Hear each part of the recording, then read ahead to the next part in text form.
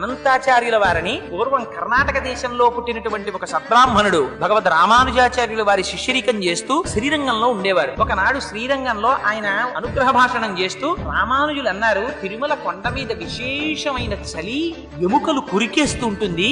శ్రీనివాసుడు అలంకార ప్రియుడు, ఆయనకి నిత్య పుష్ప కైంకర్యం జరగాలి, తులసి కైంకర్యం జరగాలి. కానీ 7 కొండల మీద ఉండేటటువంటి దోమల, ఈగల, పురుగుల, విషక్రిముల భయానికి, చలి భయానికి ఎవ్వరూ వెళ్లి కొండ మీద ఉండి చెరువు తవ్వి మొక్కలు పెంచి పువ్వులు తీసుకొచ్చి స్వామి కైంకర్యం చెయ్యడం లేదు. మీలో ఎవరైనా వెళ్లి ఇందా పని చేస్తారా అని అడిగారు. ఎవ్వరూ లేవలేదు. అక్కడ చలిగాలికి భయపడి ఒక్క అనంతాచార్యుల వారు మాత్రం పైకి లేచారు. నేను వెడతాను అంటే వెంటనే రామానుజాచార్యులు వారు అన్నారు, అన్నారు. అంటే ఓరి మగాడా అన్నారు. అంటే అక్కడ భగవంతుని యొక్క కైంకర్యం చెయ్యడానికి తనంత తాను ముందుకొచ్చి పురుషుణ్ణి అనిపించుకున్నారు ఆయన.